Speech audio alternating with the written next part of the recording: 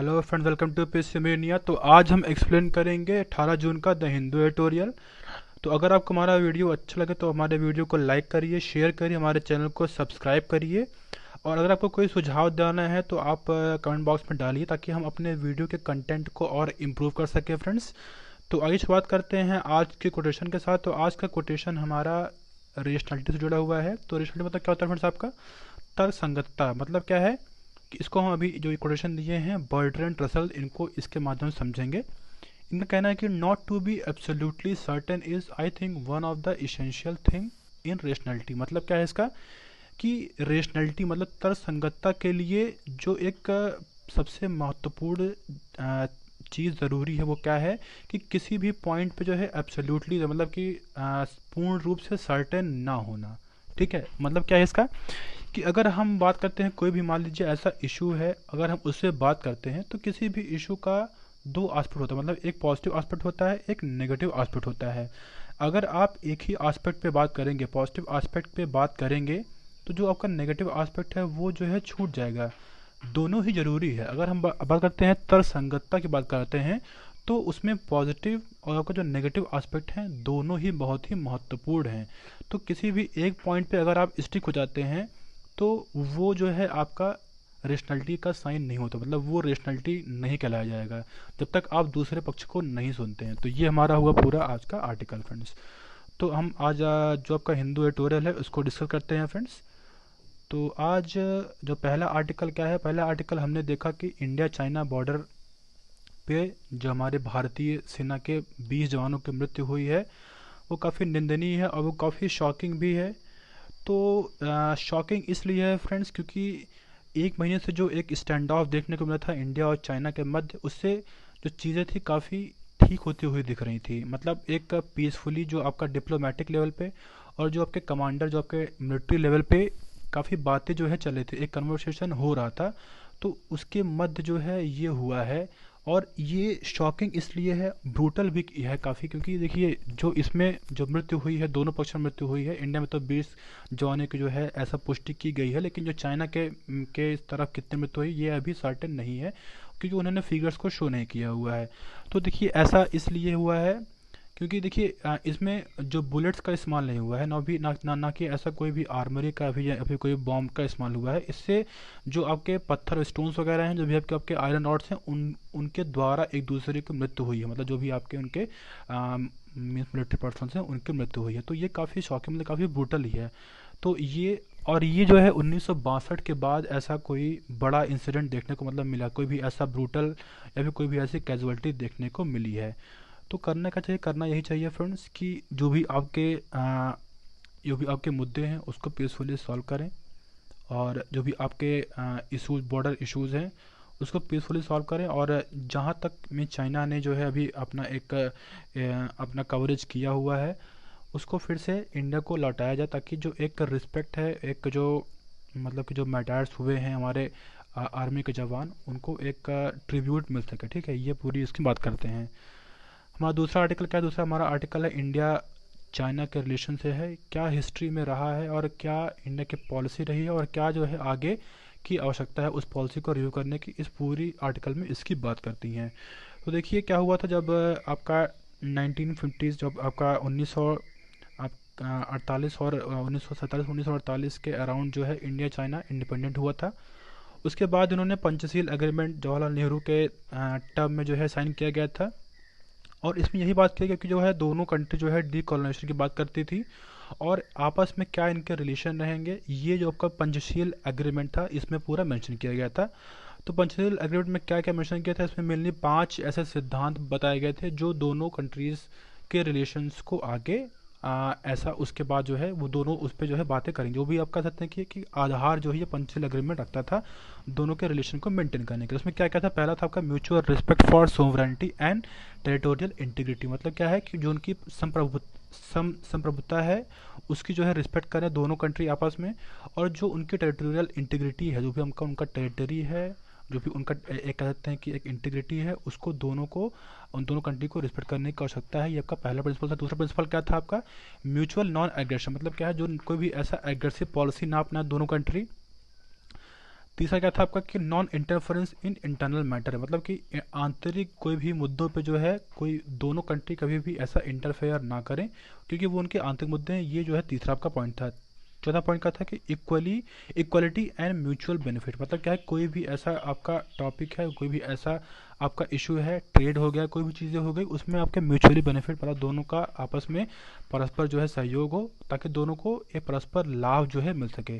पांचवा पॉइंट का था कि पीसफुल को एग्जिस्टेंस, मतलब शांति तरीके से एक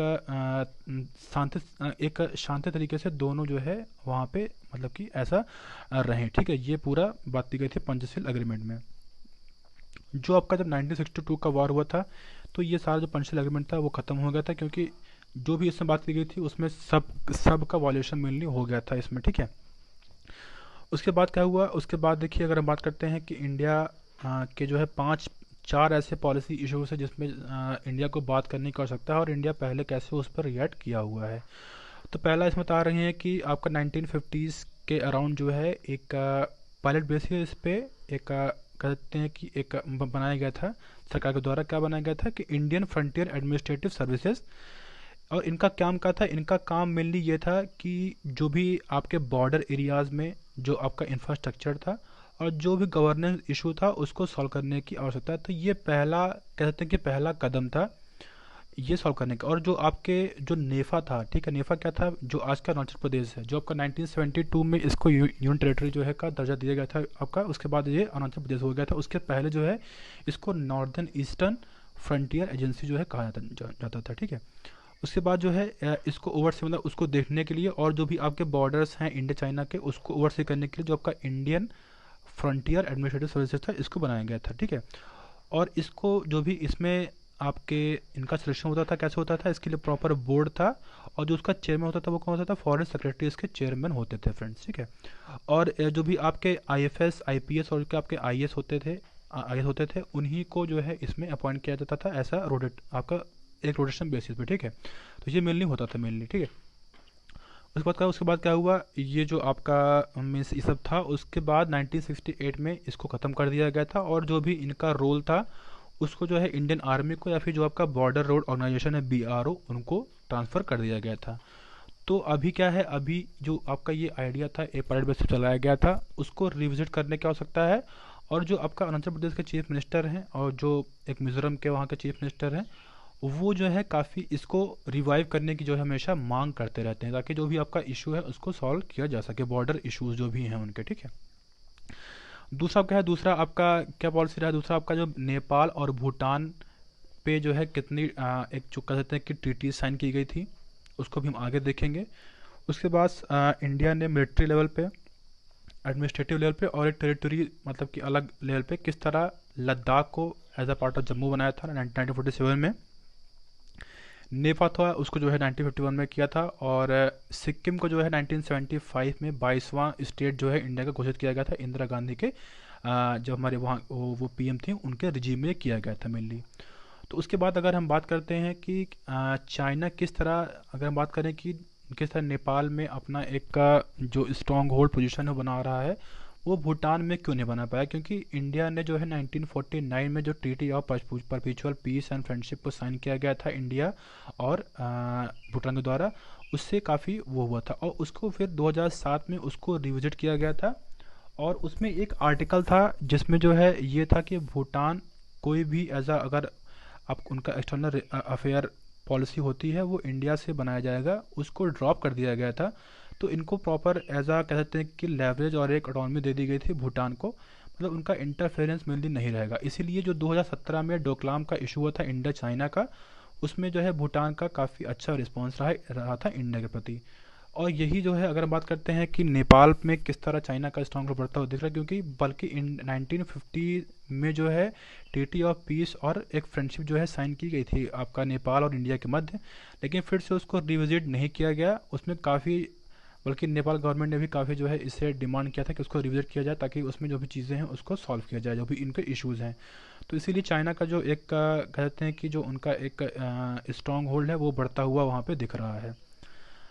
तीसरा इशू हम देख सकते हैं कि तिब्बत के इशू पर, तिब्बत का क्या इशू है, तिब्बत का क्या है, तिब्बत का मेनली अगर हम बात करें तो देखिए जो चाइना है उसमें वो अपना एक कह सकते हैं कि वो उसको चाइना का पार्ट मानता है, और उसमें कुछ ऐसे एरियाज़ हैं जिसको वो कंट्रोल करता है चाइना, और कुछ ऐसे एरियाज हैं जिसको उनको तिब्बत की जो उनकी गवर्नमेंट है उसको उनको ऑटोनॉमी दी गई है, ठीक है। जो वहाँ के दलाई लामा है उनको तो ऐसा पॉलिटिकल हेड माना जाता है, उनको एज अ स्पिरिचुअल हेड भी जो है माना जाता है। तो इसीलिए क्या हुआ था आपका 1959 में, जब वहाँ पे काफ़ी ह्यूमन राइट का वायलेशन हुआ और जब वहाँ पे काफ़ी चाइना का इंटरवेंशन देखता में एक दिखता हुआ मिला था, तो जो वहाँ के दलाई लामा थे 1959 में वो इंडिया में आके शरण लिए थे, इंडिया ने उनको शरण दी थी, और वहाँ के उनके काफ़ी फॉलोअर्स थे। जो आपका धर्मशाला एरिया है वहाँ पे वो रह रहे हैं काफ़ी काफ़ी सालों से, अभी भी रह रहे हैं। तो अभी देखिए वो काफ़ी उनकी एज हो गई, 84 ईयर्स के हो गए हैं। तो जो उनके सक्सेसर हैं उनकी बात, उनका एक मुद्दा उठा हुआ है। तो उसके लिए एक दावेदार थे करमापा लामा, जो आपके सन 2000 में जो आपके यूएसए चले गए थे और वहीं की सिटीजनशिप ले लिए थे। तो देखिए अब जो उनकी लीडर, एक वहाँ की एक लीडरशिप है उसकी बात चल रही है, और उस पर चाइना चाह रहा है कि वो उनके शर्तों पे जो है, और उनके द्वारा जो उनका एक पॉलिटिकल हेड है, जो उनका पॉलिटिकल लीडरशिप है वो चाइना के द्वारा अपॉइंट किया जाए, उसमें इंडिया का कोई इंटरवेंशन ना हो। तो इस पे भी जो है बात करने की आवश्यकता है, क्योंकि ये बहुत ही कहते हैं कि कंटेंशियस इशू है जिसपे इंडिया को ध्यान देने की आवश्यकता है। चौथा इशू क्या, चौथा इशू हमारा जम्मू एंड कश्मीर पे है। जम्मू कश्मीर में देखिए क्या हुआ था कि अगस्त 2019 में इंडियन गवर्नमेंट ने जो उसका एक स्टेटस था उसको चेंज करके उसको यूनियन टेरिटरी कर दिया गया था, जम्मू कश्मीर को और लद्दाख को। लद्दाख के कुछ एरियाज हैं जिनको जो है चाइना अपनी टेरिटरी मानता है, तो उसको जब उसको एज अ यूनियन टेरिटरी जो है कर दिया गया था, तो उससे वो काफ़ी इशू एक ऑब्जेक्शन रेज किए थे। तो पाकिस्तान का जो रिएक्शन था उसको तो हमने जो है एज अ पूरा स्टडी किया था कि वो क्या क्या कर सकते हैं, और जो पाकिस्तान ने भी किया था दूसरे अलग अलग प्लेटफॉर्म पे जाके ये किया था, ठीक है। उसके बाद लेकिन जो चाइना का रिएक्शन था उसको हम लोगों ने जो है इंडिया ने काफ़ी अच्छे से स्टडी नहीं किया था। और अभी हाल ही में देखिए बीजिंग ने एक स्टेटमेंट इशू किया था जिसमें उन्होंने ये कहा था कि जो आपका ये लद्दाख का जो एरिया है उसको जो है यूटी कर दिया गया है, तो इससे जो चाइना के टेरिटोरियल सोवरेनिटी है और जो इंटीग्रिटी है उससे वो काफ़ी वो अनएक्सेप्टेबल है। तो ये जो है मेनली उनका स्टैंड रहा है। और अभी हाल ही में देखिए क्या हुआ है, अमित शाह जी ने, जो हमारे होम मिनिस्टर हैं, उन्होंने पार्लियामेंट में कहा था कि जो आपका पीओके है, जो अक्साई चीन एरिया है, उसको इंडिया जो है ले लेगा। तो देखिए इससे भी चाइना काफ़ी ये कहते हैं कि थ्रीटन हुआ था, क्योंकि जो आपका पीओके एरिया है, अक्साई चीन एरिया, तो है ही आपका जो उनका हमेशा से स्टैंड रहा, लेकिन जो आपका पीओके एरिया है वो उनके लिए काफ़ी इंपॉर्टेंट क्यों है, क्योंकि जो उनका चाइना पाकिस्तान इकोनॉमिक कॉरिडोर है, जो आपका बेल्ट एंड रोड इनिशिएटिव का पार्ट है, वो आपका पीओके एरिया से ही गुजरता है, जिसपे इंडिया हमेशा स्टैंड उनका रहा है। तो इससे जो है काफ़ी वो हुआ है। तो जो अगर कोई भी इशू सॉल्व करना है तो इन सब मुद्दों पे सरकार को, इंडियन गवर्नमेंट को, चाइना को जो है बात करने की आवश्यकता है मेनली, तभी जो है जो इश्यूज होंगे वो सॉल्व होंगे। सिर्फ और सिर्फ जो आपका बॉर्डर इशूज है जो भी अभी हाल में उठा हुआ है वही नहीं, सिर्फ बल्कि और भी इश्यूज हैं जिन पे उनको बात करने की आवश्यकता है, अगर इसको जो पीस है वो स्टैब्लिश करना है मेनली। हाँ, थर्ड आर्टिकल हमारा है कि एक इक्विटेबल और इफेक्टिव केयर कोविड-19 के परिप्रेक्ष्य में ये बात कर रहे हैं। तो देखिए क्या हुआ है कि अभी एक काफ़ी फियर और एग्जाइटी देखने को मिल रही है लोगों के अंदर, और काफ़ी ये जो है मेनली अभी देखने को मिल रही है। जो आपका प्राइवेट सेक्टर हैं वो कह सकते हैं कि काफ़ी कम मात्रा में सामने आए हैं इसको कोविड-19 को ट्रीट करने के लिए। मेनली इसमें इस आर्टिकल में तमिलनाडु की बात करते हैं, लेकिन हम पूरे कंट्री के परिप्रेक्ष्य में बात करते हैं तो भी ये आर्टिकल पूरा लाइबल होगा, एक उसके लिए भी होगा।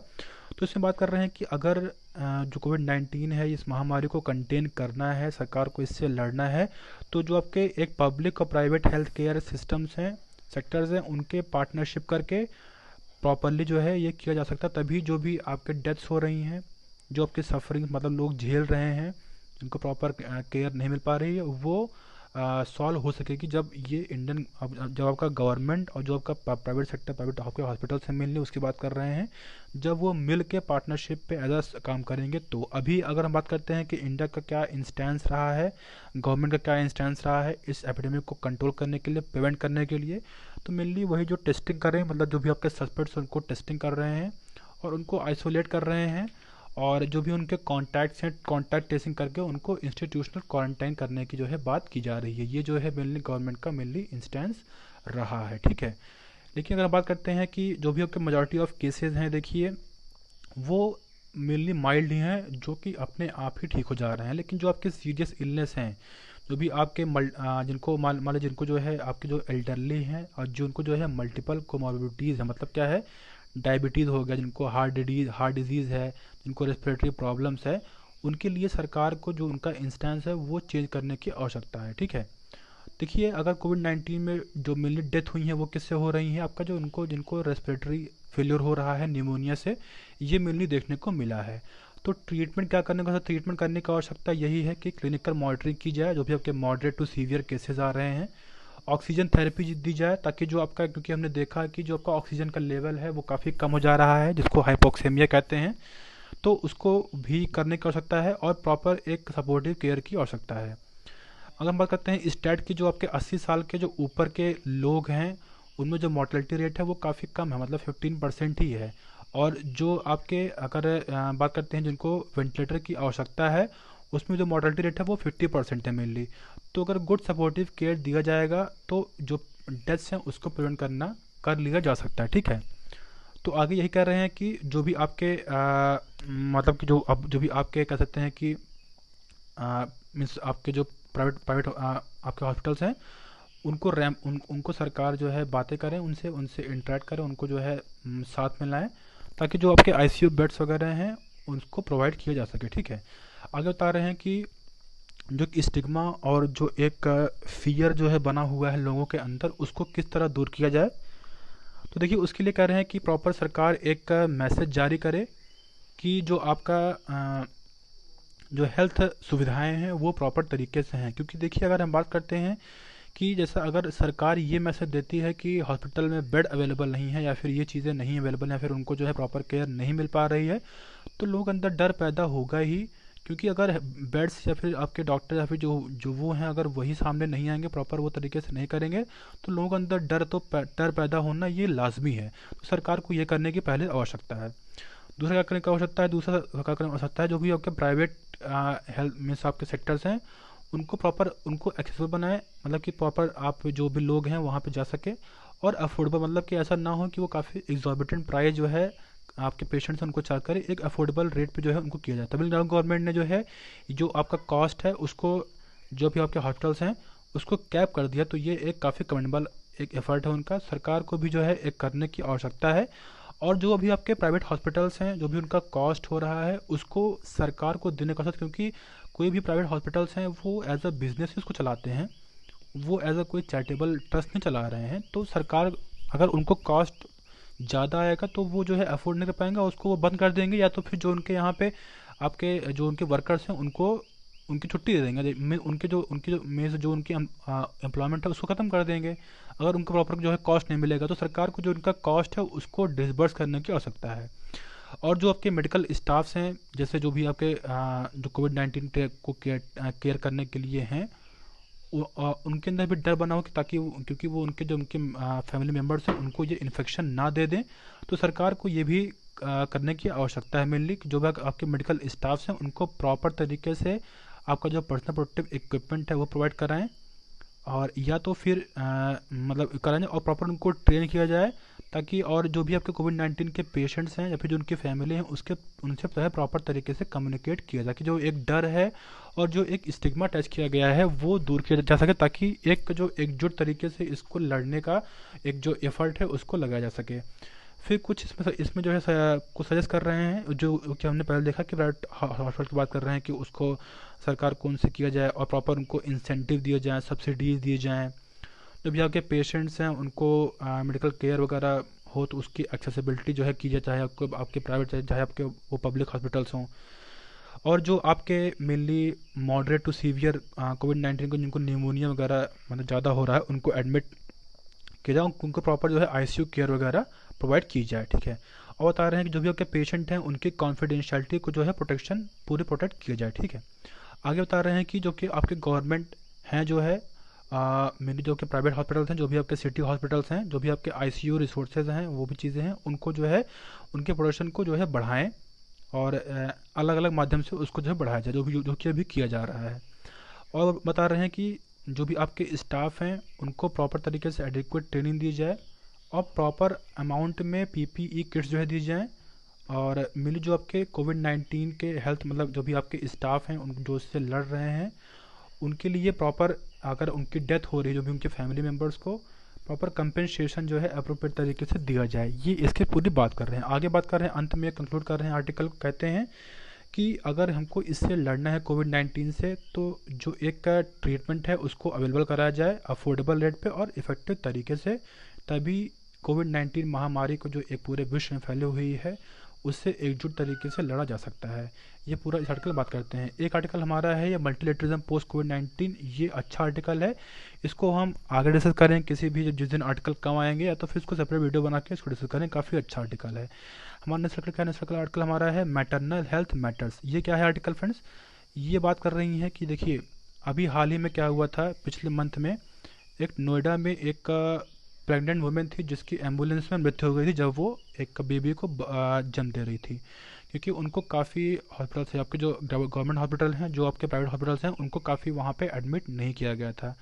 तो ये दो क्वेश्चन मेनली रेज कर रही हैं कि अगर ये दिल्ली जैसे आपका कैपिटल है जहाँ पे बिल्कुल नियरेस्ट आपका वहाँ पे है, अगर वहाँ पे ये हो रहा है तो जो आपके गांव क्षेत्र होंगे भारत में या फिर जो आपके और भारत के अलग अलग क्षेत्र में है वहाँ पे क्या हालत होगी, ये सोचने की बात है।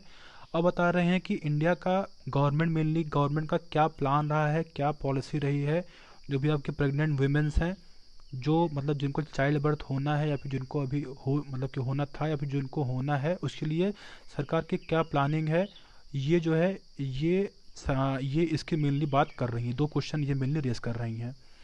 आगे बता रहे हैं कि पिछले 15 साल में सरकार का जो एक मैटरनल हेल्थ है, मेन जो कि प्रेग्नेंट वुमेन्स हैं और जो उनके बच्चे हैं, उसके लिए सरकार ने काफ़ी कुछ किया है। जैसा अगर हम बात करते हैं एग्जांपल के तौर पे, तो जो ये आपका प्रधानमंत्री मातृ वंदना योजना है, उसके लिए जो एक जो पहला आपका इंस्टीट्यूशनल डिलीवरी होती है, उसके लिए प्रॉपर तरीके से एक उनको पेमेंट और उनको जो है पैसा दिया जाता है जो होती है वुमेन्स, ताकि वो अपने बच्चे को और अपना पूरा ख्याल रख सकें।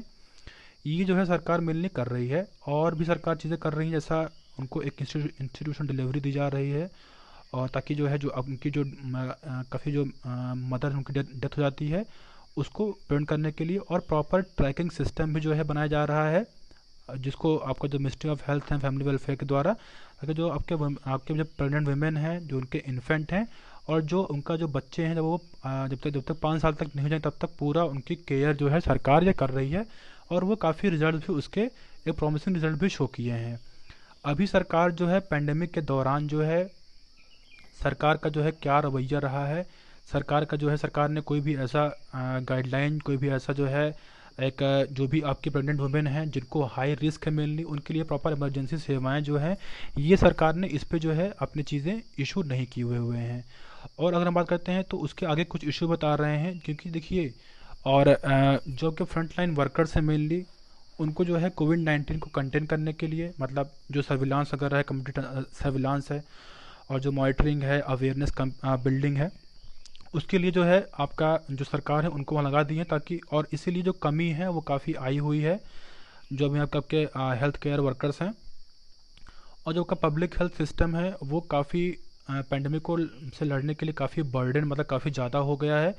जो आपके मेनली सेकेंडरी टर्शरी आपके हॉस्पिटल्स हैं उनको जो है कोविड-19 फैसिलिटीज़ के लिए जो है असाइन कर दिया गया है, और बता रही हैं कि जो भी आपके जो हैं भी उसमें प्रॉपर तरीके से जो पीपीई किट्स हैं वो अवेलेबल ही नहीं हैं। तो ये सब इश्यूज़ हैं जिसके कारण जो एक प्रॉपर गाइडलाइन है आपका जो एक प्रेग्नेंट वुमेन के लिए जो है वो जारी नहीं किया जा सकी है।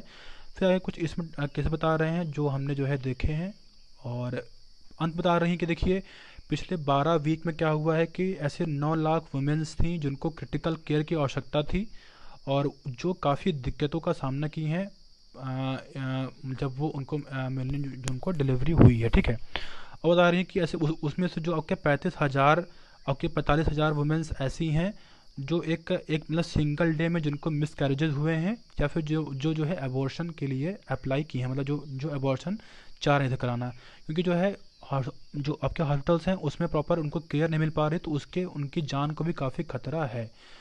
तो सरकार को जो है सरकार ने जो है काफ़ी देर से एक गाइडलाइन इशू की थी, जो कि काफ़ी एक कन्फ्यूज़न क्रिएट करता है, काफ़ी एम्बिगियस, एक कहते हैं कि एक एम्बिगस तरीके से उनकी गाइडलाइन थी, क्या थी वो हम देख लेते हैं। उसमें ये था कि जो भी आपके प्रेग्नेंट वुमेन हैं, अगर उनको जो है किसी भी हॉस्पिटल में अगर उनको एडमिट होना है तो उनको प्रॉपर तरीके से कोविड-19 नेगेटिव होनी चाहिए। तो मान लीजिए कोई भी आपकी वुमेन्स हैं जिनको जिनकी डिलीवरी होनी है, अगर वो आपके हॉस्पिटल्स में आती हैं, तो अगर उनकी मान लीजिए टेस्टिंग होती है, और जो कि आपकी टेस्टिंग जो है कह सकते हैं 24 आवर्स के बाद जो है पूरा उनका एक रिजल्ट आता है, तो उससे जो है काफ़ी एक लेट हो जाएगा। तो उतने दौरान जो है क्या वो करेंगी, ये जो है एक एम्बिगस है और ये काफ़ी कंफ्यूजन क्रिएट करता है जो भी आपकी प्रेग्नेंट वुमेन्स हैं उनकी, ठीक है। तो ये सरकार को करने की आवश्यकता है, इसको जो है दूर करने की आवश्यकता है। फिर बता रही हैं, अंत में बता रही हैं कि जो भी आपके प्राइवेट हॉस्पिटल्स हैं, जो भी आपके प्राइवेट केयर्स हैं, उनके रोल को स्क्रूटनाइज करने की आवश्यकता है, क्योंकि अगर हम बात करते हैं कि आपके जो 80% डॉक्टर हैं और जो 60% बेड्स हैं वो मेनली आपके जो प्राइवेट हॉस्पिटल्स हैं, प्राइवेट केयर्स हैं, उसमें अवेलेबल हैं। तो ये जो है बात करने की आवश्यकता है। और ये अभी हमने देखा है कि कोविड-19 में वो काफ़ी एग्जॉर्बिटेंट प्राइस भी वो चार्ज कर रहे हैं। तो इन सब चीज़ों को जो है ध्यान देने की आवश्यकता है, उनके रोल को जो है एक कह सकते हैं कि स्क्रूटनी की आवश्यकता है मेनली। आगे बता रही हैं कि देखिए सरकार ने काफ़ी अच्छा काम किया है पिछले 15 सालों में, और जो इंडिया की जो मैटरनल मोर्टेलिटी रेट है वो एक जो आपका कहते हैं कि जो सैंपल रिव्यू सर्वे है जो आपका 2013 में जो आपका 167 था वो घट के 122 हो गया जो आपका 2017 में, ठीक है। तो आपका जो मैटरनल मोर्टेलिटी रेशियो क्या होता है फ्रेंड्स, कि 1 लाख जो लाइव बर्थ हो रही हैं उसमें कितनी मृत्यु हो रही हैं जो उनकी मदर जो भी मदर्स हैं उनकी, ये आपका मैटरनल मोर्टेलिटी रेशियो बताता है, ठीक है। तो ये इसकी पूरी बात करती है। आगे बता रहे हैं कि अगर आपके मैटरनल हेल्थ को इम्प्रूव करना है तो जो कि पब्लिक हेल्थ सिस्टम है उसको स्ट्रेंथन करने की आवश्यकता है। जो भी सरकार ने 15 साल में अचीव किया है ऐसा ना हो कि वो पेंडेमिक के दौरान पूरा ख़त्म हो जाए, तो ये जो है सरकार को करने की आवश्यकता है मेनली। तो ये पूरा इस आर्टिकल में बात करते हैं फ्रेंड्स। तो आज का आर्टिकल फ्रेंड्स हमारा इतना ही हुआ। तो आज के जो क्वेश्चंस हैं उसको आप देख लीजिए फ्रेंड्स और इसको सॉल्व करने का प्रयास करिएगा, ताकि जो इसके क्वेश्चंस हैं आंसर्स इसको हम कल डिस्कस करेंगे, और इसके आपके आंसर्स आप कमेंट बॉक्स में डालिए। और आज के लिए फ्रेंड्स इतना ही है। Thank you.